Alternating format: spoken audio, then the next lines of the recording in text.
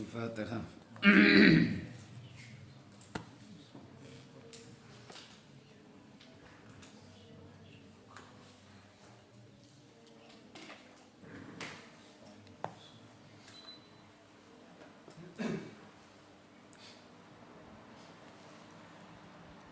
Bismillahirrahmanirrahim. Rabbi shrah li sadri wa yassir li amri wa hlul 'uqdatam min lisani yafqahu qawli. Qala al-musannifu rahimahullahu ta'ala wa nafa'ana bihi wa bi ulumihi fid dharaini amin wa ba'du.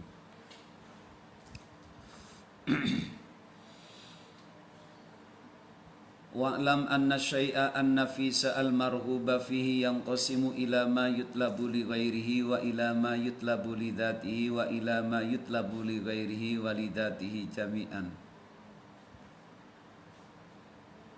Fama yutlabu li dhatihi asyrafu wa afdalu mimma yutlabu li ghairihi wal matlubu li ghairihi iku ad-darahimu. Wal matlubu lan utai perkara kang den supri li ghairihi kerana liyane al matlub iku ad-darahimu piro-piro dirham wad dananiru lan piro-piro dinar. Fa innahuma maka temen satune dananir lan darahim iku hajarani watu loro. La manfaata kang ora ana manfaat iku maujud lahuma kaduwene darahim lan dananir. Walaula anna Allah lamun ora temen satune Gusti Allah Subhanahu wa taala iku yusri nglakoaken sapa Gusti Allah qada al hajati ing nekani hajat bihima kelawan dirham lan dinar. Lakana maka yakti ana apa dinar lan dirham wal khosba alan batu iku bimathabatin kelawan tanah iku bimathabatin kelawan ngenggon-ngenggoni panggonan wahidatin kang siji. Jadi masih kaitannya dengan ilmu, bahwa ilmu atau secara umum sesuatu yang indah, sesuatu yang dicari oleh orang itu dibagi menjadi 3 kelompok oleh Imam Ghazali. Ada sesuatu yang dicari kadarnya sesuatu itu sendiri. Ada orang mencari sesuatu tapi bukan untuk menggunakan sesuatu itu, memanfaatkan sesuatu itu secara langsung, tapi digunakan untuk yang lain. Artinya wal matlub li ghairihi. Tapi yang ketiga ada lagi yang al matlub li dzatihi wa li ghairihi.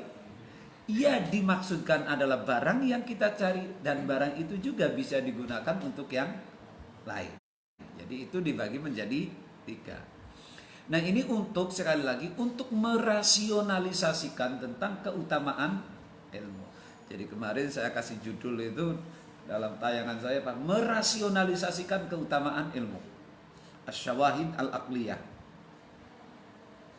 Jadi asy-syawahid al-aqliyah itu maknanya ya kalau bahasa sederhananya itu merasionalisasikan keutamaan ilmu. Karena sebelumnya kita diajak bicara tentang dalil-dalil nakli. Quran, hadis, asar dan seterusnya.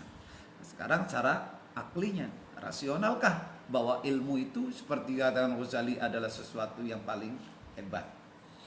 Nah, kemarin sudah dikatakan bahwa sesuatu, nah di sini tadi wal matlub li ghairihi, sesuatu yang dicari tapi bukan untuk sesuatu itu kita, tapi untuk sesuatu yang lain, yaitu uang. Uang itu kertas, uang itu besi. Kalau recehan, kalau Allah itu tidak memberikan nilai, katakanlah nilai kepada mata uang itu, nggak ada artinya itu. Sama saja kertas HPS. Nah, walaupun kita kertasnya kertas khusus ya. Dulu zaman saya di Irak itu waktu embargo, kertas itu pakainya Pak, uang HPS. Uang HPS. Saking apanya? Wah, di embargo. Uangnya gede-gede dinar itu. Jadi HPS itu, jadi satu HPS kayak ditekuk jadi 4 itu loh. Gede-gede gitu uangnya.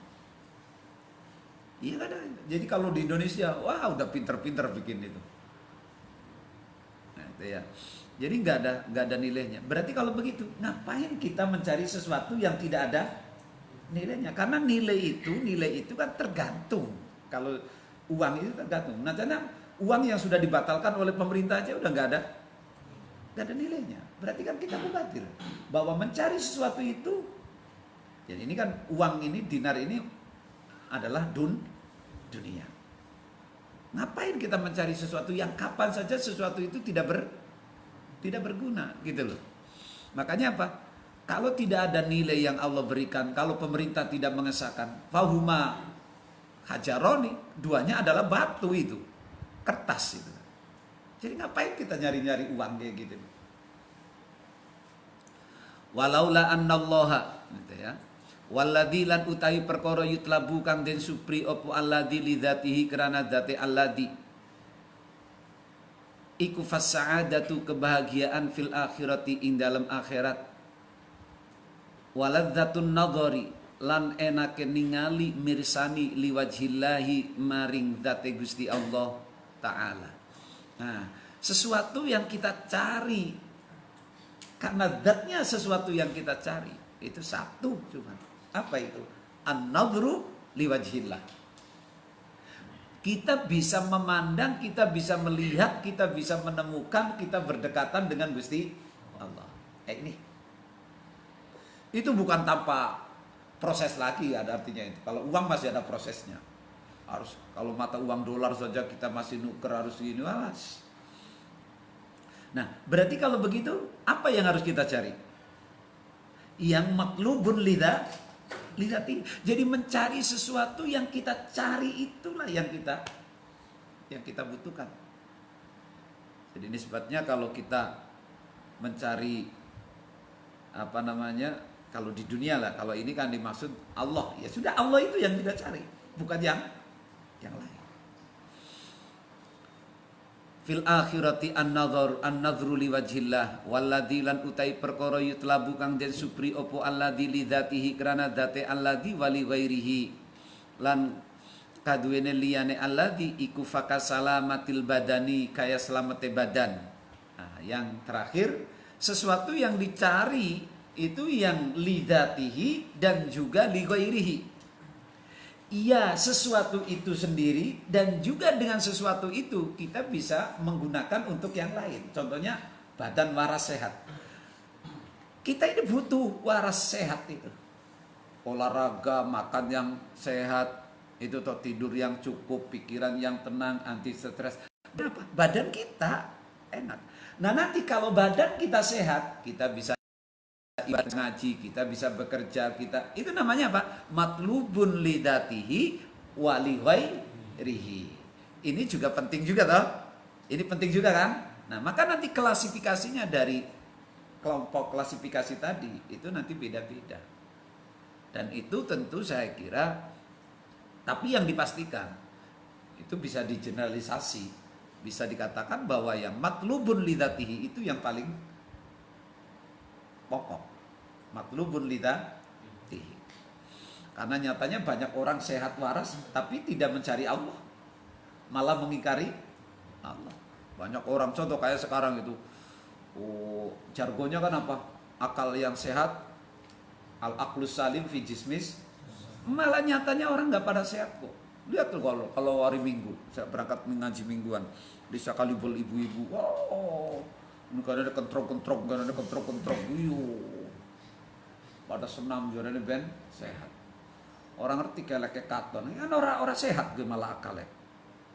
Jadi akal salim fi jismis salim. Wis ngaji urip saumur ora tahu ngaji. Lah itu kan bukan akal salim itu. Jadi tidak selamanya al-aqlus salim fi jismis salim. Seperti yang kemarin saya ceritakan itu siapa? Orang Saudi yang keturunan Indonesia Bugis. Syekh Abdurrahman Bugis namanya, kalau nggak salah. Itu Masya Allah lahirnya di Amerika. Ketika lahir, karena kelainan, dokter mengatakan ini paling bertahan hidup 8 bulan. Nggak punya kaki, nggak punya apa. Hidupnya sampai hari ini udah profesor, wartawan bola gila. Itu hidupnya kayak di stroller bayi itu sampai hari ini. 2 tahun yang lalu ke Masjid Istiqlal, pulang kampung ke apal Quran.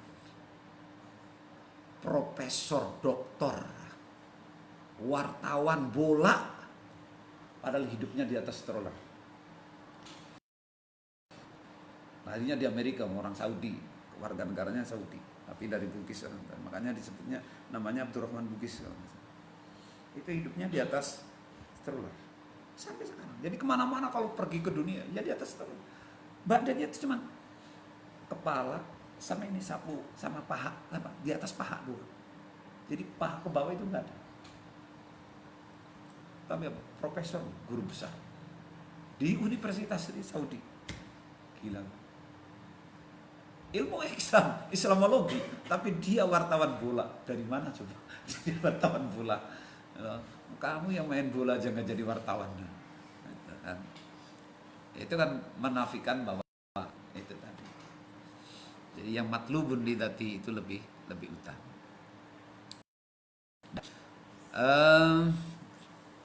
Fakasalamatil badan fa inna salamatar rajuli, maka teman satune selamate wong lanang masalan umpamane iku matlubatun. Rajul apa rijal itu bacaan itu? Soalnya tulisannya pada baik. Matlubatun min haitsu innaha salamatun lil badan alal anil alami. Rijli berarti itu. Fa inna salamatar rijli, maka teman satune selamate sikil masalan iku matlubatun min haitsu innaha saking arah teman satune salamatur rijli iku salamatun lil badan. Nah itu. Kaki butuh kaki yang kuat. Karena untuk apa? Untuk badan juga. Itu kan? Jadi kita menjaga kesehatan ini itu untuk kaki juga butuh sehat gitu toh. Karena untuk menopang badan. Gitu. Jadi kita olahraga ini, olahraga itu ada matlubun lidatihi dan ada matlubun lighairihi. Jadi sinergi antara satu dengan yang lain. Anil alami saking sakit. Wa matlubatun lan kang den supri lil masih karena are mlaku biha kelawan rijal. Wat tawassuli lan tumeka ilal ma'aribi maring piro-piro hajat atau tujuan. Wal hajat ilan piro-piro hajat. Nah itu. Jadi kaki butuh. Jadi kita menjaga kesehatan kaki, untuk badan iya, untuk tujuan kita iya. Jadi di situ bukan kita menyelamatkan kaki bukan hanya sekedar untuk kaki. Menjaga mata bukan hanya sekedar kita matanya sehat, tapi dengan mata kita bisa membaca, kita bisa ini, bisa itu.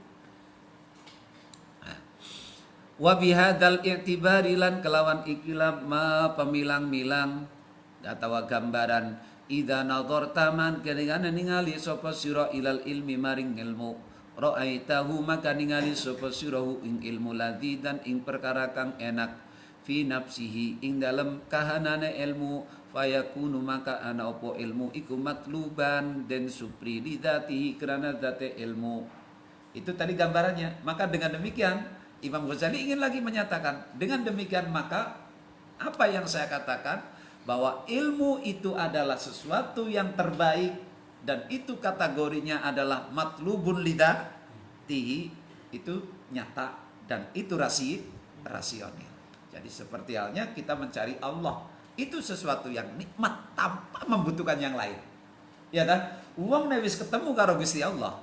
Kita beramal karena untuk lillahi ta'ala, kemudian an-nadhru ila wajhillah wal qurbu indallah, sudah itu kita udah gak butuh apa-apa itu orang. Jadi nisbatnya kayak orang punya ilmu, udah selesai. Nggak punya duit juga bisa duit datang sendiri. Orang itu kenapa sekarang masih nyari pekerjaan? Itu bertanda bahwa orang itu ilmunya kurang. Ngelamar ke sana, ngelamar ke sini, itu pertanda ilmunya kurang. Memang iya syariatnya, dohirnya harus ngelamar. Tapi nyatanya sekarang lihat orang-orang yang pakar itu nggak ngelamar, justru dilamar. Pakar ini diminta untuk jadi ini. Makanya orang-orang hebat ilmuwan itu jabatannya, kedudukannya tidak satu pos, tapi cabang. Kenapa? Dibutuhkan oleh ini, dibutuhkan oleh ini, dibutuhkan oleh ini, dibutuhkan oleh ini. Saya itu jangan dikira KIC itu tidak punya dewan pakar. Itu profesor semua dewan pakarnya. Pak Yai Aksin itu wah paling aktif gitu. Profesor Dedi dari saya kebetulan yang saya minta dari teman-teman yang dulunya di Jakarta tapi udah pada pindah ke Cirebon semua. Jadi saya enak hubungannya. Jadi saya WA apa masukannya apa anunya itu saya yang minta, nggak perlu. Walaupun belum dibayar. Nyarinya yang gratis. Jadi yang paling kuat memotivasi saya itu Pak Yai Aksin Sakho itu. Paling provokatif saudara saya. Makanya saya bangkit terus. Bangkit terus saya. Itu paling provokatif. Provokatif dalam rangka apa? Gerak. Bukan provokatif seperti Wahidin. Tapi untuk gerak terus. Wa bihadzal i'tibar idza nadarta ilal ilmi ra'aitahu ladidan fayakunu matluban wa wajadtahu lan namu sapa sirahu ing ilmu wasilatan ing dadi wasilah ila daril akhirati maring desa akhirat wa sa'adati lan kebahagiaane akhirat wa dzari'atan lan ilal qurbi minallah wa dzari'atan lan ing dadi dalan jadi mana ni dalan ilal qurbi maring ngeparek minallahi saking Gusti Allah wala yatawassalu lan ora tumekah sapa wong ilahi maring Gusti Allah ilahi maring ilmu. Coba tuh ilmu ini merasionalisasikannya Imam Ghazali. Kenapa Imam Ghazali bicara ilmu sebegitu hebatnya, sebegitu dahsyatnya? Tidak ada yang terbaik kecuali ilmu. Sebab dengan ilmu itu ladidan fi nafsihi. Enak, indah. Ilmu itu indah.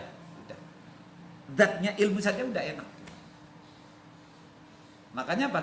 Bisa kita rasakan orang yang berilmu dan orang yang tidak berilmu itu dirinya itu udah beda.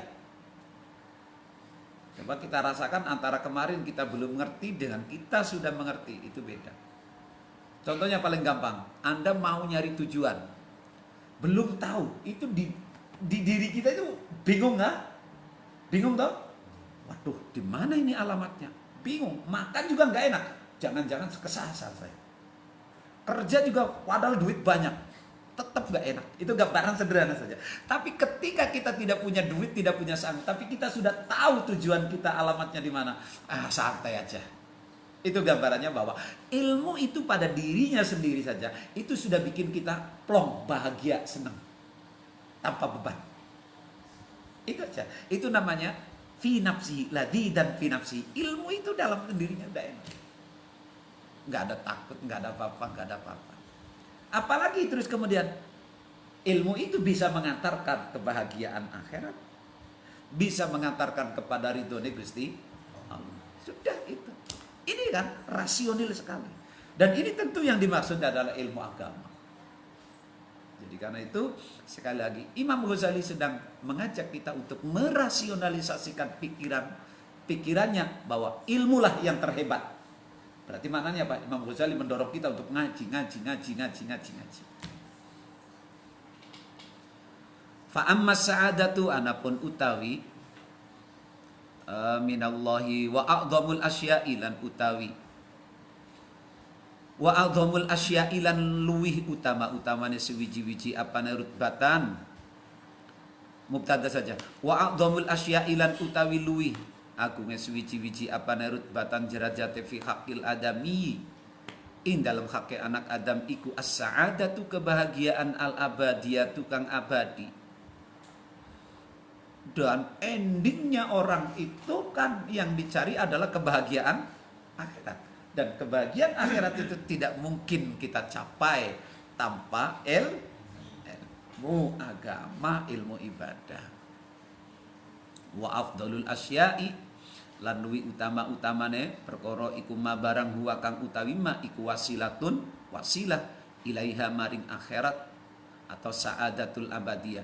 Dan sesuatu yang terbaik itu adalah sesuatu yang bisa dijadikan wasilah untuk meraih kebahagiaan akhirat. Dan itu apa? Wasilah itu ilmu agama. Jadi gini kalau dilogikakan sederhananya, puncak yang dicari oleh seluruh orang dalam hidupnya adalah kebahagiaan akhirat. Dan kebahagiaan akhirat dan sebaik-baiknya sesuatu, Abdulul Asya, itu adalah sesuatu yang bisa dicari, yang digunakan yutawassalu biha ilaiha ay ila sa'adatil abadiyah. Yaitu sebaiknya sesuatu adalah sesuatu yang bisa dicari, dijadikan wasilah untuk meraih kebahagiaan akhirat. Dan itu apa? Ilmu. Tuh, logikanya begitu. Terus ilaiha walaya tawassal. Nah, walaya tawassal lan ora tumeka sapa wong ilaiha maring saadatul abadiyah illa bil ilmi angin kelawan ilmu wal amali lan amal. Dan itu tidak mungkin kebahagiaan akhirat itu kecuali dengan ilmu dan amal. Udah rasional belum? Udah masuk akal belum? Apa yang dikatakan Imam Ghazali bahwa ilmu itu yang terbaik? Udah masuk akal kan? Udah rasional. Terus selanjutnya kata Imam Ghazali, wala yatawassalu lan ora tumeka sapa wong ilal amali maring ngamal illa bil ilmi angin kelawan ilmu bi kaifiyatil amali kelawan carane amal. Nah ini. Dan orang tidak akan bisa beramal yang amal itu sebagai wasilahnya kecuali dengan ilmu. Berarti percuma, bahasa kasarnya Imam Ghazali ngomong, walaupun Imam Ghazali tapi percuma kan maknanya. Orang ngamal tapi orang tahu ngaji. Karena orang dua ini ilmu. Wa kullu man ya'malu bi ghairi ilmin a'maluhu mardudatun la tuqbalu. Siapa orangnya yang beramal tanpa ilmu?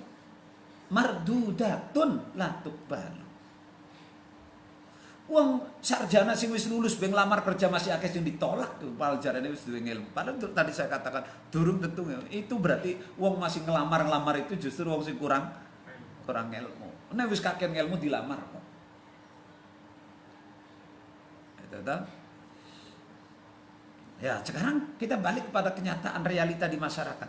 Berapa banyak sekarang orang ngamal seperti yang kemarin saya katakan di awal 20 tahun di benda saya. Ada orang, bukan ada, banyak orang yang selama 20 tahun saya di benda belum pernah hadir di majelis ilmu. Dan saya husnudzon, orang itu kalau ditanya rukunnya sholat aja belum tunyaho. Apa yang batalkan sholat aja tunyaho. Bagaimana?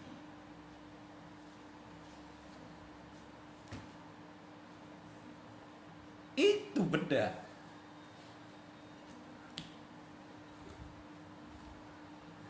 Itu ya. Jadi mananya apa? Aduh, hina sekali kalau orang itu hidup tanpa ilmu agama. Li'annahu la yatawassalu ilaiha illa bil ilmi wal amal. Orang bisa ancur kebahagiaan akhirat kecuali dengan ilmu dan amal. Dan amal itu pun tidak akan jadi tanpa ilmu. Berarti wong ibadah nek kepengen sukses, kebahagiaan, meraih kebahagiaan akhirat, maka harus ngaji. Harus ngaji, tidak harus kuliah.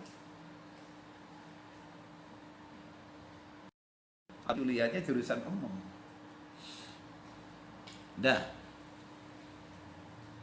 Wala yatawassalu lan ora tumeka sapa wong ilal amali illa bil ilmi bi kaifiyatil amali fa aslus sa'adati mangka utawi asale kebahagiaan fid dunya ing dalam dunia wal akhirat lan akhirat huwa ya aslus sa'ada iku al ilmu dan sumber kebahagiaan dunia dan akhirat itu tidak ada lain adalah ngelmu. Dan ilmu apa itu? Agama. Orang dengan ilmu dunia oke, bisa senang mungkin sesaat di dunianya, tapi akhiratnya belum tentu. Tapi dengan ilmu agama yang bisa kenal Allah, mendekatkan kepada Allah, dijamin dipastikan orang dunia akhiratnya bejo. Sebab bisa ibadah, bisa syukur. Wal ilmu fawwa maka utawi ilmu idan nalikane aslus sa'adati fid dunya wal akhirah iku afdalul a'mal. Karena itulah hidup menghabiskan umur waktu dengan ilmu itu adalah afdalul a'mal. Sebaik-baiknya ibadah adalah ngaji. Sedekah kalah, Pak. Kalah. Wa kaifa khalaqaya opola ora afdalul amal. Bagaimana tidak afdalul amal ilmu? Bagaimana tidak? Itu Imam Ghazali, bagaimana tidak? Jadi setelah Imam Ghazali mengatakan al ilmu afdalul amal, bagaimana tidak? Wong dari beberapa aspek pemikiran itu bisa dibuktikan secara logis kalau ilmu itu adalah yang terbaik. Waqat ta'rifulan teman-teman wis weruh sapa sira fadilat syai'i ing keutamane suwiji-wiji aidon khalemali bi syarafi thamratihi kelawan mulyane buah syai'.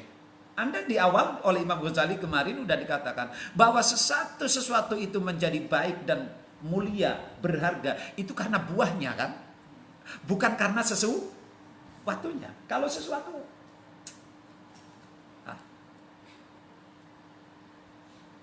boleh pulpen ini mahal, tapi kalau nggak ada tintanya, nggak ada gunanya juga.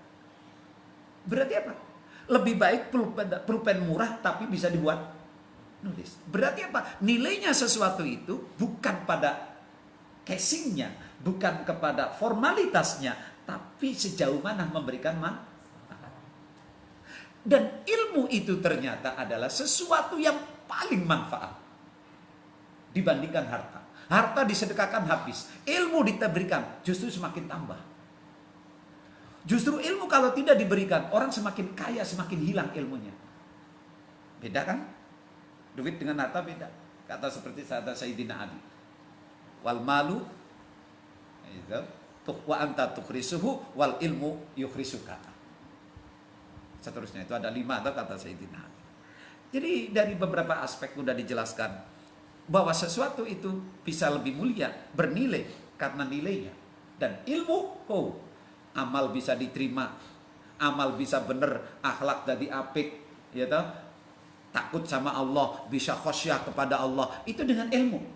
Ini kan berarti buahnya daripada ilmu. Dah. Wa qad arafta lan teman-teman wis weruh sapa sira anna samratal ilmi ing temen satune buah ilmu iku al qurbu ngeparek min rabbil alamin. Real ini bahwa buahnya ilmu agama itu adalah bisa mendekatkan kita kepada Allah. Tidak ada nilai yang lebih hebat daripada sesuatu yang bisa mendekatkan kepada Gusti Allah. Real, logis. Karena itu kemarin di awal-awal saya katakan, para peneliti itu apapun bidangnya, apapun keahliannya, kalau itu tujuannya adalah untuk membongkar keagungan Allah, itu bisa menjadi wali lu para peneliti itu. Kalau tujuannya untuk membongkar kebesaran Allah. Cuman sekarang kan para ilmuwan, para peneliti, para panelis dan seterusnya, itu kan tujuannya masih terbatas kepada materi. Makanya apa saya katakan? Sekali lagi saya katakan hari ini, para ilmuwan, para peneliti itu bisa menjadi wali sebenarnya. Kalau tujuannya, orientasinya Allah. Ini kenapa sih? Kayak kemarin siapa yang saya ceritakan ilmu apa? Astronom dari Rusia. Yang akhirnya masuk Islam. Itu al-qurbu minallah wal iltihaku lan ketemu bi ufukil malaikati kelawan dhuwure malaikat atau bi ufukil malaikati kelawan derajate malaikat wa muqaranatul malail a'la lan barengi malaul a'la. Orang bisa dengan ilmu bisa tuh sejajar dengan malaikat, artinya derajatnya itu. Bahkan kalau di tafsir ayat itu di awal surat Baqarah yang ceritanya wa id qala rabbuka lil malaikati inni ja'ilun fil ardi khalifah. Itu ada sebagian ahli tafsir yang mengatakan bahwa itulah salah satu nas dalil yang secara pragmatis, transparan, pengakuan secara langsung dari Allah bahwa manusia berilmu itu lebih baik daripada malaikat. Nyatanya yang dipilih menjadi khalifah bukan malaikat tapi manusia. Walaupun malaikat egonya keluar. Itu loh. Apa ngomongin malaikat? Ini ayat seterusnya itu. Inni ja'ilu nunsa wa nahnu nusabbihu bihamdika wa nuqad disulak. Jawabnya Gusti Allah, inni a'lamu ma la ta'lamu. Itu satu-satunya ayat itu. Dan ini apa yang dikatakan oleh Imam Ghazali? Wal iltihaqu bil malaikati. Dengan ilmu itu orang bisa mencapai derajatnya malaikat. Bukan mencapai derajatnya malaikat, bisa mengalahkan malaikat. Dalilnya mana? Tadi itu ayatnya. Wa idz qala rabbuka lil malaikati inni ja'ilun fil ardi khalifah. Qalu ataj'alu fiha may yufsidu fiha wa yasfiku dima wa nahnu nusabbihu bihamdika wa nuqaddisu lak. Qala inni a'lamu ma la ta'lamun. Wa muqaranatil mala'il a'la. Coba itu. Ini dengan ilmu loh. Muqaranatil a'la. Dan ini yang dimaksud adalah ilmu, sekali lagi ilmu agama dengan sifat. Itu kita bisa muqaranatil mala'il a'la. Ila mala'il a'la. Dalam doa-doa kita itu makhluk apa itu? Itu derajat yang pol yang nggak mungkin dengan biologi, dengan matematika, dengan ilmu apapun itu. Hanya dengan ilmu Allah. Nah, jadi ilmu yang bisa mengantarkan kita ma'rifat kepada Gusti Allah. Hada utawi iki. Hada utawi iki. Al-madkur itu mana ini? Keutamaan itu. Hada utawi iku fil akhirati ing dalam akhirat. Hada utawi iki al-madkur minal mumayyizat, itu keutamaan di atas tadi iku fil akhirati. Itu keutamaan di akhirat, bisa bertemu Gusti Allah, bisa dengan malaikat dan seterusnya. Wa amma fid dunya. Nah, sekarang kelebihannya ilmu agama di dunia apa? Wa amma fid dunya anapun utawi ilmu kebahagiaan, kebagusan, keistimewaan ilmu ing dalam dunia iku fal izzu mulia, wal waqaru manane apa? Oh, berwibawa. Mana sih manane wibawa? Wa nufudul hukmi, lan tembuse hukum alal muluki ing atase pira-pira raja. Alal muluki ing atase pira-pira raja. Ning dunyane wong ilmu agama itu mulia uripe. Makanya kemarin yang saya katakan apa? Orang hafal Quran dengan orang bisa ngaji kitab. Hebat yang ngaji kitab kalau saya. Iya, walaupun hafal Quran itu juga keistimewaan. Tapi keistimewaan itu masih kalah kalau cuma hafal doang, nggak ngerti isinya. Karena Quran itu bukan sekedar untuk dihafal. Makanya ketika Sayyidah Aisyah radhiyallahu anha ditanya, apa akhlak Rasulullah? Kana khuluquhul Quran. Terus Sayyidah Aisyah mengatakan setelahnya, Rasulullah itu adalah Quran yang berjalan. Artinya apa? Langkahnya, geraknya, sifatnya, hidupnya, muamalahnya itu mencerminkan daripada isi-isi Quran. Artinya wong hafal Quran itu harus paham. Makanya bener Mbah kalau muridnya itu enggak rito kalau santri-santrinya pada melu lomba. Kan? Ya walaupun bagus juga Syekh Ali Jabir bikin hafid Quran, bagus sih. Bagus. Satu sisi. Tapi itu bukan tujuan. Jadi itu loh. Ning dunyane mulia wal waqar wal huk wa nufudul hukmi. Capek keputusannya, omong-omongannya itu bisa tembus pejabat.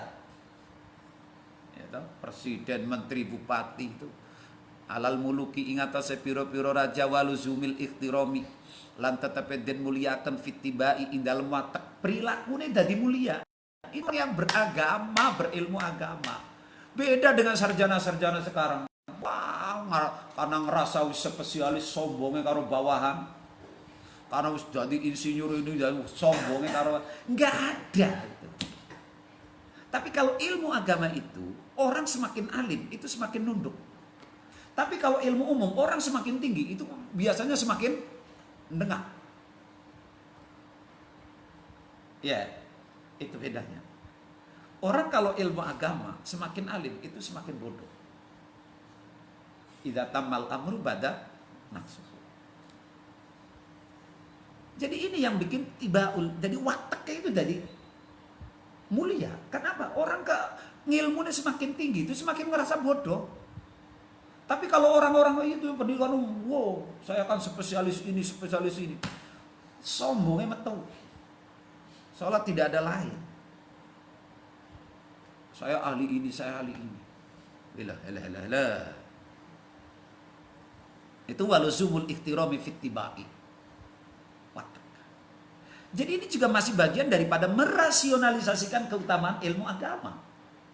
Bahwa ternyata ilmu agama itu semakin tinggi, semakin orang merasa lemah, merasa hina. Wong saya sendiri itu ya, kalau jari wong saya udah S3 jarinya. Tapi saya kadang kalau lagi dalam satu forum dengan orang-orang, saya tuh merasa, ya Allah, saya kok goblok sekali ya. Ngomong biar bisa. Oh itu bocah masih cilik-cilik kok ngomongnya pinter-pinter. Saya tuh akhirnya menang, ya Allah, nyamuk goblok men ya. Itu. Hatta inna aghbiya at-Turki, sehingga teman satu ne piro-piro wong bodohe wong Turki, wa ajlafal Arabi lan piro-piro wong Arab ndeso. Ajlaf itu wong sing wah kampungan banget gitu, yang tidak terkenal pendidikan. Iku yusadifuna, pada ngakoni sapa si aghbiya al-Turki wa ajlafal Arab tiba'ahum ing wateke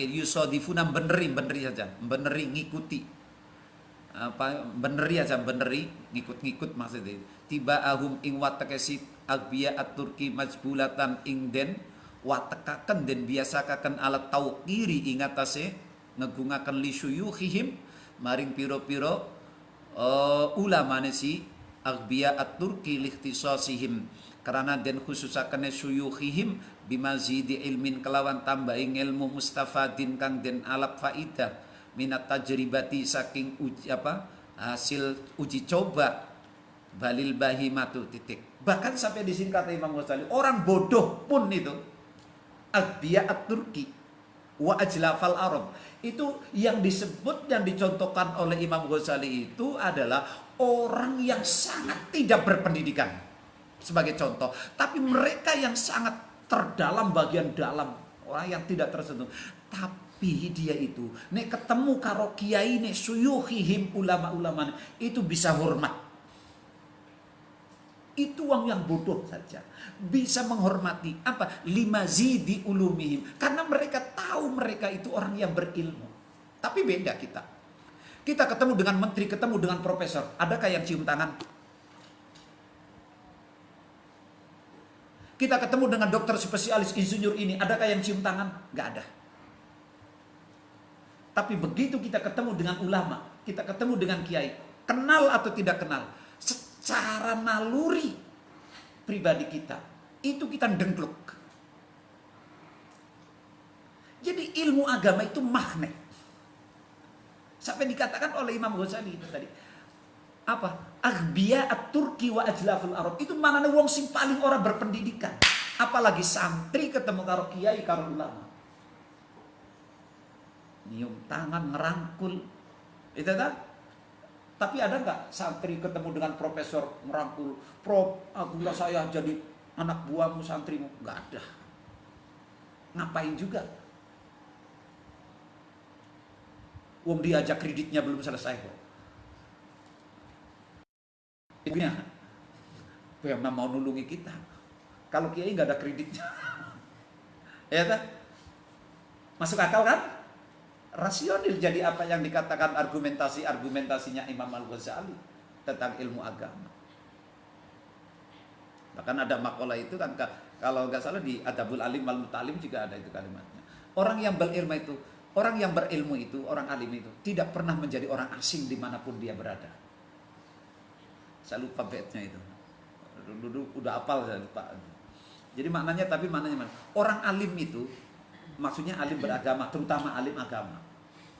Secara umum ya orang yang berilmu dimanapun itu tidak pernah menjadi orang asing, walaupun di negeri.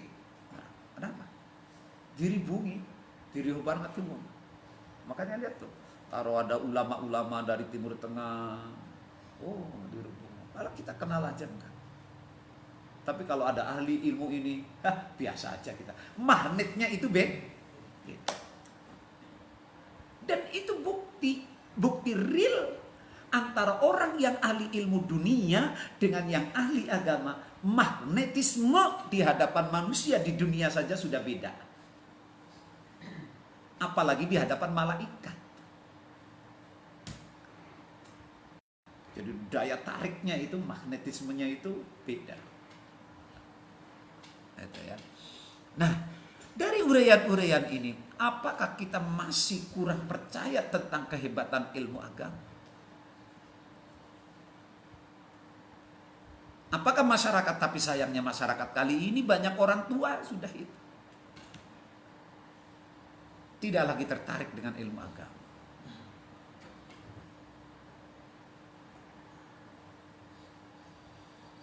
Pitom iha bal bahimatu balik utawi hewan raja kaya. Bitom iha kelawan watake bahima iku tukiru mulyakaken opo bahima al insana ing menungso. Iha karena werueh ngerasa bahima bitam yizil insani kelawan keistimewaane menungso bikamalin kelawan piro-piro kesempurnaan mujawizin yang melewati yang mengalahkan oposi kamal lidarojatiha maring derajate bahima. Bahkan hewan saja itu coba kenapa seluruh makhluk hormat sama Kanjeng Nabi? Batu, pohon, hewan semuanya tunduk kepada Kanjeng Nabi. Apa sebabnya? Bukan karena Kanjeng, ya memang itu Nabi, tapi itu sekedar nyatanya Nabi banyak, tapi tidak seperti Kanjeng Nabi. Ya itu memang namanya mukjizat. Tapi yang harus kita pahami, apa salah satu mukjizatnya Kanjeng Nabi sehingga seluruh makhluk tunduk kepada Kanjeng Nabi, hormat sama Kanjeng Nabi, salam sama setiap Kanjeng Nabi, mana lewat salam, batu, pohon semuanya salam kepada Kanjeng Nabi. Kenapa? Karena ilmunya Kanjeng Nabi. Fir'aun kurang apa? Abu Jahal kurang apa pinternya? Cuman goblok aja, nggak iman gitu. Tapi nggak ada. Ayo kita kenapa? Kita ketika di tengah jalan pun ada orang alim ulama, kita semuanya berubah sikap kok. Untuk apa? Hormat. Ya kan? Itu magnetismenya ilmu agama. Coba sekarang ada profesor, ada dokter lewat di jalan.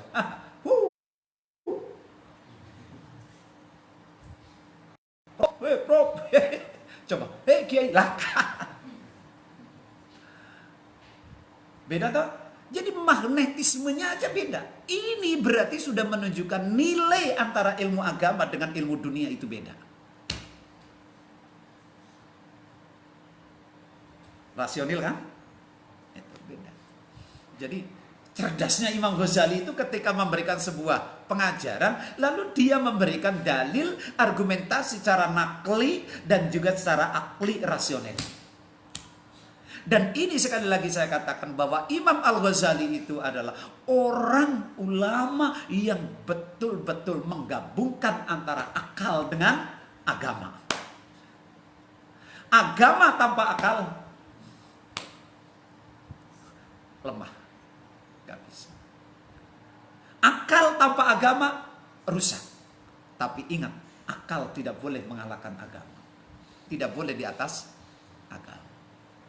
Jadi sinergitas antara akal dengan agama dalam membangun hidup. Jangankan membangun hidup, memahami kitab saja itu kita untuk menggabungkan antara teks dengan akal. Kalau kita tidak menggunakan akal, rusak agama, jelek. Contoh paling gampang, yang sering saya contohkan yang paling sederhana saja. Nutup auratnya orang laki-laki, kalau semuanya laki-laki dalam sholat, itu kan cukup nutup pusar dengan lutut. Selesai kan? Agama kan? Tapi orang dibarengi karo akal, jelek, buruk, Anda salah. Coba Anda khotbah.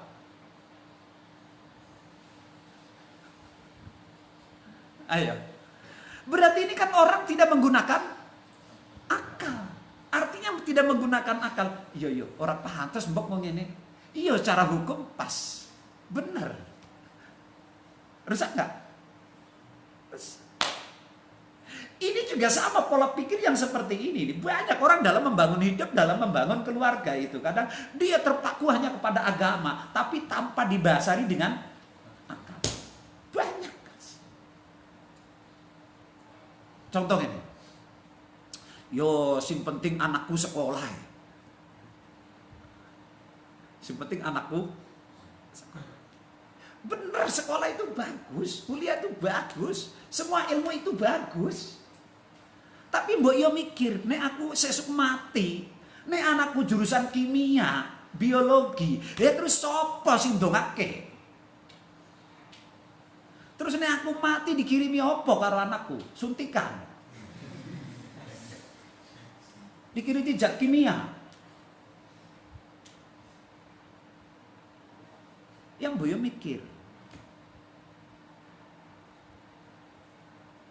Jadi inilah makanya apa? Jadi sekali ini dari yang kita baca itu sebenarnya sekali lagi Imam Al-Ghazali itu sedang merekonstruksi pemikiran keagamaan kita bahwa di dalam beragama itu kita harus menggabungkannya dengan akal. Agama tanpa akal lemah. Akal tanpa agama rusak. Tapi ingat, akal tidak boleh di atas agama. Itu sudah jadi status itu, anak-anak pada bikin itu Bapak Najib. Tidak ada itu. Nah. Paham ora? Ngaji Ihya itu ya harus kayak S3 kuliahnya. Nah,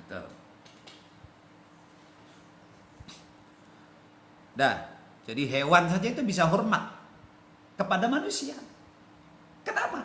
Hewan itu paham kenapa saya harus hormat kepada manusia. Karena manusia litamyiz ya. Karena ada tamyiz, ada keistimewaan di atas hewan. Dia itu tahu itu. Jadi kalau tadi kenapa seluruh hewan pohon sama Kanjeng Nabi hormat? Karena tahu, makhluk itu tahu Kanjeng Nabi siapa. Itu ya. Nek hewan aja bisa hormat manusia yang berilmu. Wong saiki masih akeh wong sing ora gelem hormat karo wong ilmu. Dah. Hadhihi utawi iki fadilah iku fadilatul ilmi, fadilah ilmu mutlakon kelawan mutlak. Ini secara umum loh ya. Secara umum semua ilmu. Berarti alnya al ulum, itu berarti alnya alil jinsi. Alnya al jinis. Mutlakil ulum. Jadi seluruh orang yang berilmu itu luar biasa. Tapi summa takhtalifu nuli beda-beda opo al ulumu piro-piro ilmu. Kama sayati kayak dene barang sayati kang bakal teka opo bayanuhu penjelasannya ma. Jadi itulah tentang ilmu secara umum. Nah, tapi kemudian ilmu itu ketika bisa membuat orang yang begitu hebatnya, begitu mulianya, begitu terangkatnya setinggi langit. Tapi ingat, ilmu itu kemudian kata Imam Ghazali berbeda-beda, berkelas. Berkelas macamnya, berkelas hukumnya, berkelas kita belajarnya, hukumnya. Ada yang wajib, ada ini dan seterusnya.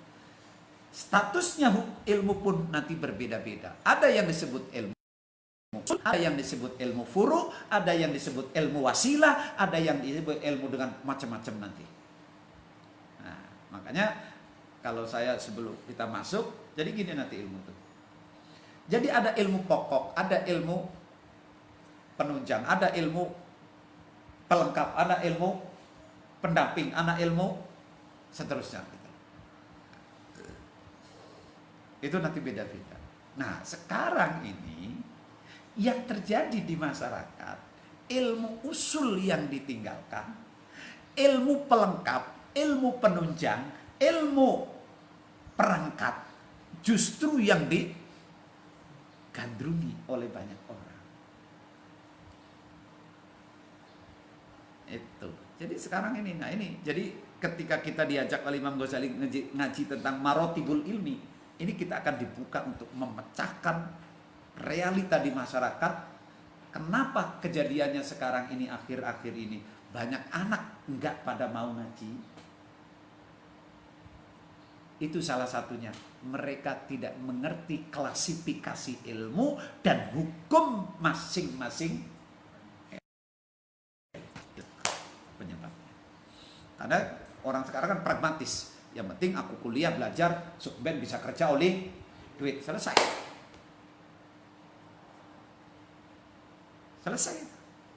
Lalu mengatakan anakku sudah sukses.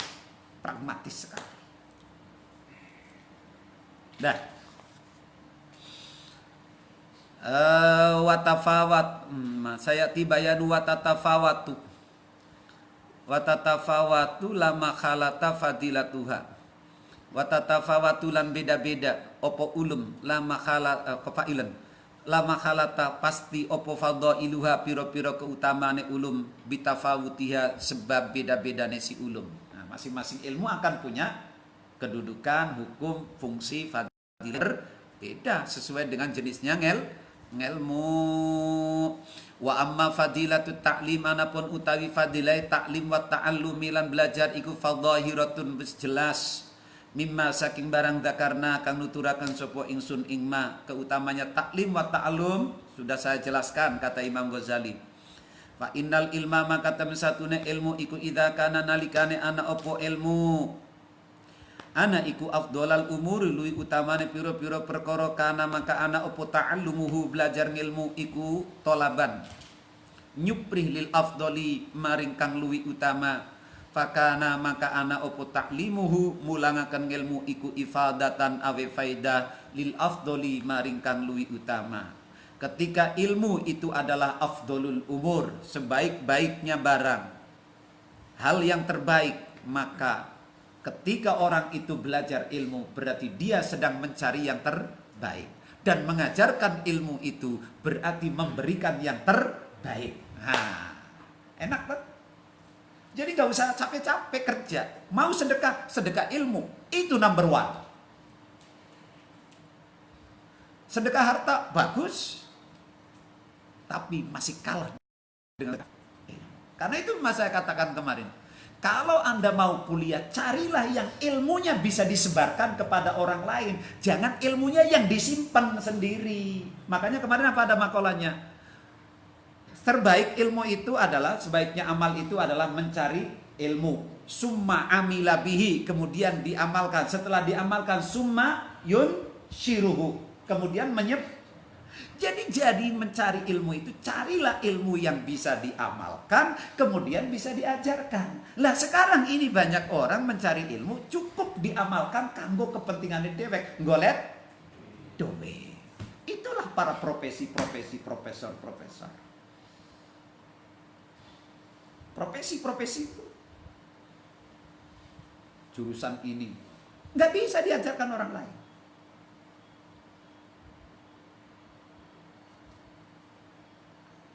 Malah ditutup tuh ilmunya.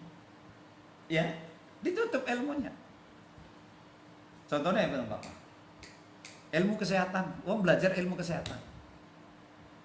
Apa ada pasien terus dikuliahi dulu? Ngomong kadang takon, udah cukup. Baru dok, 150.000 saja.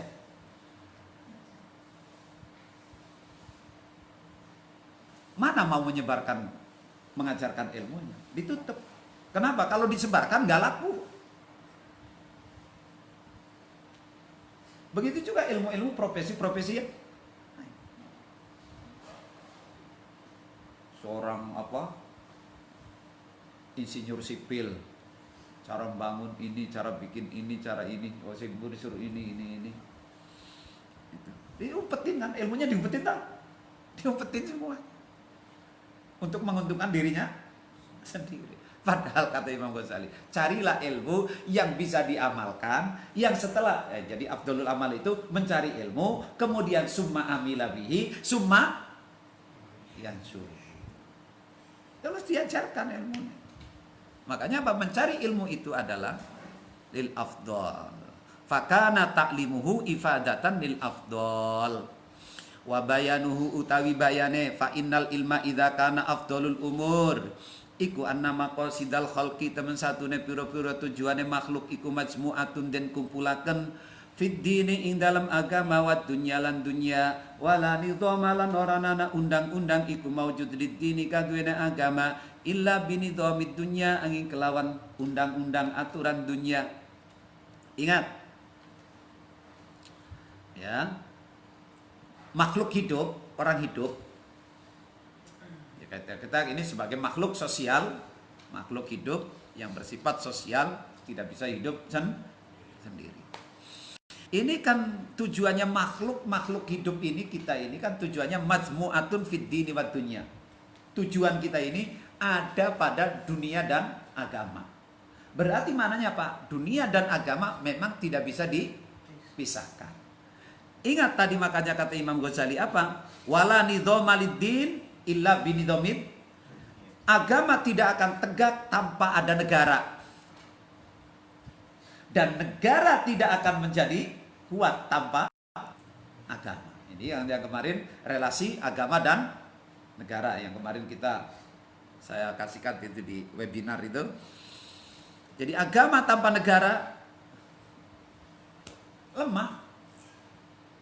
Tapi ingat, negara tanpa agama rusak. Tapi bukan berarti kita harus mendirikan negara agama.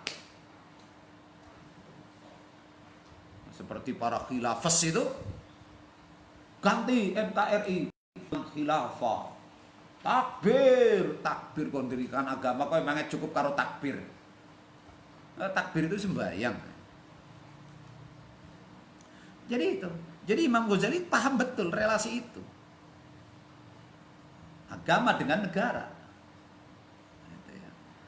Fa inna dunya maka temen satune dunya iku mazra'atul akhirati, tandurane akhirat. Wa ya utawi dunya iku alat al musilatu, atau wa ya utawi dunya iku alatu al musilatu kang nekaken ilallahi. Dunia itu alat yang mengantarkan kepada Gusti Allah.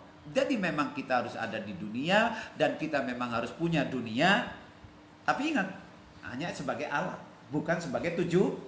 Nah, sekarang ini kebanyakan orang ketika terjun ke dunia, itu dunia menjadi ending.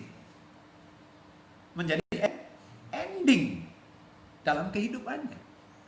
Padahal endingnya itu bukan dunia, tapi akhirat. Jadi makanya apa?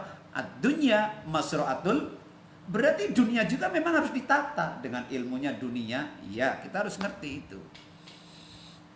Wala nidhama ila fa inad dunya ilallahi ta'ala liman kaduwene wong ittakhadha kang ngalap sapa siman ha ing dunya alatan ing dadi alat. Tapi dunia menjadi alat itu tidak semua orang. Tapi kata Imam Ghazali liman ittakhadha, hanya bagi orang yang menjadikan dunia sebagai alat saja. Makanya tadi semua orang, kebanyakan orang tadi apa? Menjadikan dunia adalah tujuan. Itu salah. Wa manzilan lan ing panggonan liman kaduwene wong yattakhidhuha kang ngalap sapa siman ha ing dunya mustaqiron inggon tetep. Wawatonan lan ing negara. Bahkan ada orang yang menjadikan dunia itu sebagai tujuan, bahkan dijadikan dunia lebih gila lagi sebagai tempat tinggal selama-lamanya, seolah tidak akan mati. Ini lebih gila lagi. Walaisalan oranana opo kelakuan iku yang tadimu dadi teratur, dadi tertata opo amur dunya perkarane dunya illa bi a'malil adamiyin, angin kelawan piro-piro amale anak Adam. Dan dunia negara tidak mungkin tertata tanpa kerja manusia. Dan manusia tidak akan menjadikan yang terbaik, menghasilkan yang terbaik kalau manusianya tidak punya ilmu. Berarti jelas baik dunia ataupun akhirat akan tercipta kebaikan, terbangun kebaikan, dan akan menjadi kebaikan kalau dibarengi dengan ilmu. Itu maksudnya Imam Ghazali. Ini menjelaskan apa? Relasi agama dengan dunia. Relasi agama dengan dunia. Atau agama dengan negara.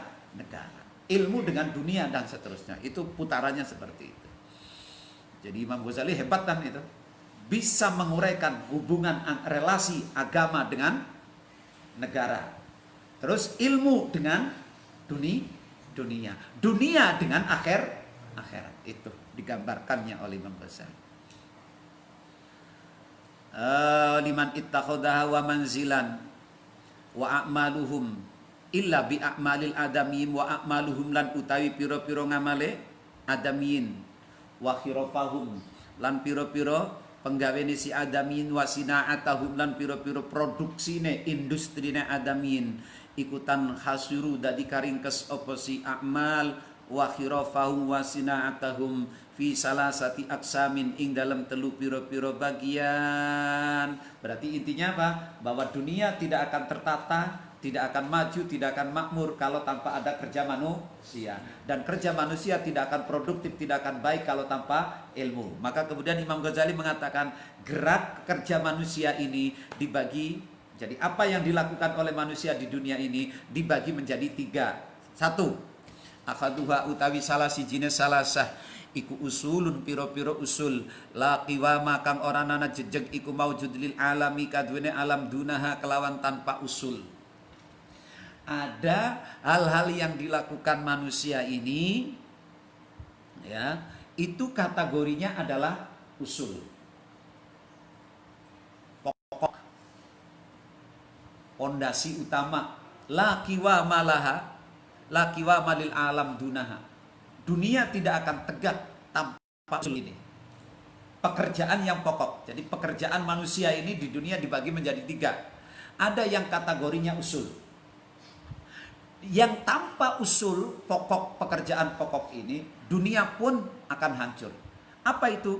Wahia utawi usul iku arbaatun 4. Az-zira'atu rupane pertanian. Wahia utawi ziro'a iku lil mat'ami. Mat'am itu kan padahal isi makan tuh itu. Ya. Mat'amun. Kenapa lil mat'am? Padahal maksudnya untuk makan. Iku lil mat'ami kaduene panganan, untuk makanan, sumber makanan. Tapi kenapa pakainya isi makan nih? Wal khiyakatu lan ilmu menjahit. Konveksi. Waya utawi khiyaka iku lil malbasi kaduene pakaian. Wal bina ulan konstruksi bangunan. Wa utawi bina iku lil maskani kaduene perumahan. Wasyasatu lan politik. Waya utawi siasa iku taklif karena ngerukunaken wal istima'i lan bersatu. Wa ta'awuni lan kerjasama ala asbabil ma'isyati ing atase pira-pira sebab kehidupan. Wadobtiha lan natur ma'isyah. Nah ini tindakan amal perbuatan manusia. Ya Allah, kasihan. Udah lama ya di ventilator.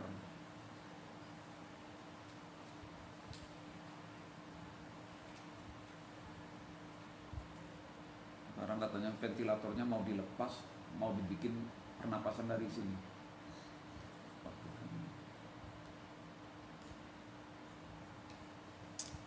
Kalau dia dokter juga tuh, yang sakit dokter juga.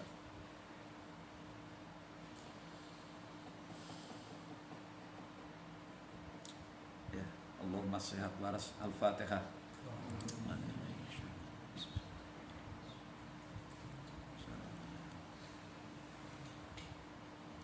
Baik, balik. Aduha usulun la qiwama lil alam dunaha. Yang pertama adalah kategorinya usul. Jadi yang gerakan amal perbuatan manusia kita dalam hidup ini dibagi menjadi beberapa kategori, menjadi 3. Yang pertama adalah usul. Hal yang paling esensi, yang paling pokok. Sehingga dengan tanpa gerakan ini dunia saja bisa hancur. 1 adalah pertanian. Kedua adalah khiyakah, ilmu konveksi atau jahit-menjahit untuk pakaian. Jadi ziro'a memang orang hidup untuk butuh makan. Ya tanpa makanan ya mati semuanya. Setelah makan juga butuh pakaian. Terus setelah pakaian juga butuh rumah. Ada ilmu pembangunan, konstruksi. Terus yang ketiga, yang keempat adalah politik. Jadi ilmu 4 ini termasuk ilmu apa? Pokok ini. Nah, ini. Walaupun bukan ilmu agama, tapi ini ilmu pokok. Dan ini hukumnya apa ini? Berarti mempelajari ilmu pertanian, ilmu pakaian, ilmu pembangunan konstruksi, dan ilmu politik. Ini pokok nih. Tanpa ini nggak ada negara. Tanpa 4 ini hutan. Di hutan itu nggak ada politik, nggak ada tukang jahit. Tarzan nggak punya pakaian makanya, ya kan? Terus tidak ada rumah dan tidak ada pertanian, adanya tumbuhan liar. Jadi negara itu coba. Nih pilarnya agama apa negara kata Imam Ghazali ini 4. Pertanian. Tapi sayang sekarang di Indonesia saja petani kurang diperhatikan. Jerit terus, pupuk nggak ada, bibit nggak ada, udah kayak gitu hasilnya murah. Digenjot lagi dengan impor. Bawang merah impor, kedelai impor. Sebentar lagi juga cewek-cewek impor nih. Katanya untuk apa? Memperbaiki keturunan. Soalnya made in Indonesia pesek-pesek semua. Wah itu. Ini bahaya nih kalau ada impor. Ya mending kalau impor, kalau perempuan udah banyak. Ini impor laki-laki nanti repot dia. Nah, ini 4 negara, 4 pilar. Ini kategorinya pokok. Berarti belajar ilmu ini juga harus. Tapi apa harusnya? Fardu. Nah, nanti belajar dijelaskan hukumnya belajar ilmu ini. Tapi ini pilarnya yang harus dilakukan manusia dalam membangun negaranya, hidupnya 4 ini. Pertanian, penjahitan, konstruksi, politik. Oh ya, secerdas itu Imam Ghazali. Asani utawi kang kaping pindho iku ma barang hiya kang utawi ma iku muhayyiatun nyawisaken likulli wahidatin maring saben-saben sawiji min hadis sinaati saking ikilah piro-piro industri wa khadimatun lan kang bantu laha maring hadis sinaat. Yang kedua adalah kerjaannya manusia di dunia ini yang kategorinya adalah pembantu, pengembang, penguat daripada yang usul tadi itu. Apakah itu pertanian, apakah itu politik, apakah itu konstruksi, apakah itu konveksi. Khadimatun laha. Contohnya di kal haddadati, kayak dene tukang besi wong Tegal itu. Fa innaha maka temen satune haddada iku takdimu ngladeni mbantu opo haddada az-ziraata ing pertanian. Oh iya, pertanian itu butuh alat, butuh traktor, butuh cangkul, butuh ini, butuh itu. Wa jumlatun minal sinaati wa jumlatan lan ing jumlah minas sinaati saking piro-piro industri bi'idadi alatia kelawan nyawisaken piro-piro alatesi alatesi sinaat kal halajati. Halaja itu saya lihat maknanya itu di maknanya itu alat pengurai apa namanya kapas. Kalau sekarang kita masih manual, dulu itu kan pakai tangan tuh, ada kapuk ya, kapuk terus dipisahin bijinya gitu toh, anunya itu kan manual. Ini halaja itu maknanya alat pengurai kapuk itu. Wal ghazli lan tenun fa innaha maka temen satune halaja iku takdimu membantu opo halaja al khiyakata ing tukang jahit bi idadi amaliha kelawan nyawisaken amale si khiyaka itu. Nah, tanpa itu angel. Jadi bikin untuk mengurai bahannya, menyusun, menenun, dan itu alat-alat itulah, alat-alat apa? Konveksian itu mulai dari motong, mulai dari obras dan seterusnya, itu kira-kira itu. Asalisu utawi kang kaping telu iku ma barang hiya kang utawi ma iku mutammimatun kang nyempurnakaken lil usuli maring piro-piro usul wa muzayyinatun lan kang maisi. Ada lagi kategorinya, yang ketiga adalah yang mutammimatun lil usul, menyempurnakan dari yang 4 tadi itu. Politik, ekonomi, pertanian, terus yang kedua pakaian, terus yang ketiga konstruksi, bangunan, dan keempat politik. Lah itu membutuhkan ada lagi yang kategorinya mutammimah lil usuli wa muzayyinatun katohni kayak dene ngepung nepung gilingan itu loh, nepung awal khubzilan roti li ziraati kaduene pertanian. Ya, pertanian kan butuh dimasak juga itu. Butuh alat lagi, butuh pengembang ini. Jadi pertanian masih butuh tukang pupuk, butuh tukang matun, butuh tukang macul, butuh tukang itu artinya nanti ilmu itu berkembang. Nah, itu kan berarti posisinya ilmu nanti akan beda. Ada yang ilmu akan menjadi statusnya menjadi wasilah, pelantara, ada menjadi ilmu yang ilmu pokok, ada yang menjadi mutamimah penyempurna, ada yang ilmu hanya sebagai penopang dan seterusnya. Nah, ini makanya kita harus ngerti itu nanti. Jadi jangan sampai kita mencari ilmu justru ilmu yang kelasnya itu fungsinya sebagai penopang doang. Wah, rugi kita itu kan gampangnya. Tapi ya nggak apa-apa, itu ternyata menjadi profesi. Tapi kalau kenapa kita harus yang usul bisa, kenapa tidak kita ambil, kita pelajari gitu. Katohni wal khubsi wal kakos sorotilan kayak ini tukang pola kain itu loh. Kalau sekarang tukang mola, nah nasi mana nih tukang gunting ya, tukang mola itu digambar terus dipotongi gitu. Wakal wal khiyatotilan jahit lil khiyakati kadu ini ya konveksi, ada di mana nih konveksi. Ada tukang dalam dunia jahit menjahit itu kan ada tukang polanya, ada tukang guntingnya, kosor, ada tukang jahitnya. Jadi macam-macam itu semuanya nanti akan terkait. Karena itu ini bener kayak coba di doa makan itu aja. Doa makan aja. Allahumma barik lana fima razaqtana wa qina adzabannar. Mangan kok dongane wa qina adzabannar. Ya Allah.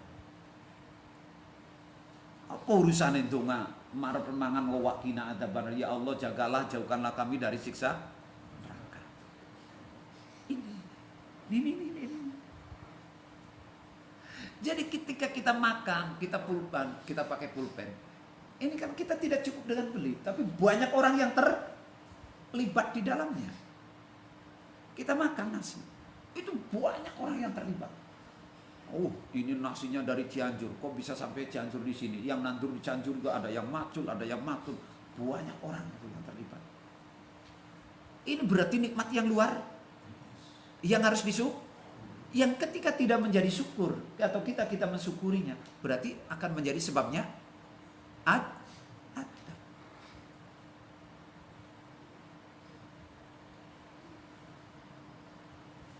Makanya kalau kata Imam Ghazali itu sampai Kanjeng Nabi aja terlibat loh di dalam nasi itu.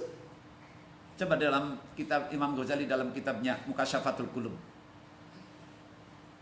Imam Ghazali gini, Mukasyafatul, ini cerita nasi aja dulu, nasi. Belum nanti yang sama lah, kita sama. Nur Muhammad itu kalau dalam Mukasyafatul Qulub itu ada yang mengatakan 2000 tahun sebelum diciptakannya langit bumi itu sudah ada Nur Muhammad. Oh, Nur Muhammad terus diciptakan langit bumi itu Nur Muhammad dipecah, pecah. Lah pecahannya Nur Muhammad ini nih, ada yang jadi langit, ada yang jadi bumi, ada yang jadi matahari, ada yang jadi surga, neraka, semuanya. Karena apa? Itu kullu syai'in laula nuru Muhammad lam yukhlaq. Tidak ada ciptaan langit bumi, surga neraka kalau tanpa ada Nur Muhammad. Nah, kata Imam Ghazali dalam kitab Mukasyafatul, dari sekian percikan Nur Muhammad itu jatuh menjadi padi. Karena itu kemudian kata Imam Ghazali, sunnah ketika kita makan nasi itu kita sambil sholawat. Nih sambil sholawat munya awal akhir kayaknya angel. Makanya hari ini sampai hari ini saya yang lakukan Bismillahirrahmanirrahim. Allahumma barik lana fima razaqtana. Allahumma sholli ala sayyidina Muhammad wa ala ali sayyidina Muhammad. Wes ting awalnya tak sholawat di sini. Aku melu karo Imam Ghazali. Liawakmu bismillah dengar. Delong panganan setitik, wah cepet-cepetan kayak gitu, wah cepet-cepet aja sampai ketahuan babah, wes wah toples lagi pada hilang mana nih, boro-boro bismillah, itu maca sholawat, itu dalam rangka syukur, karo Gusti Kanjeng Nabi. Wassalisu wassallallahu ala sayyidina Muhammad walhamdulillahirabbil alamin.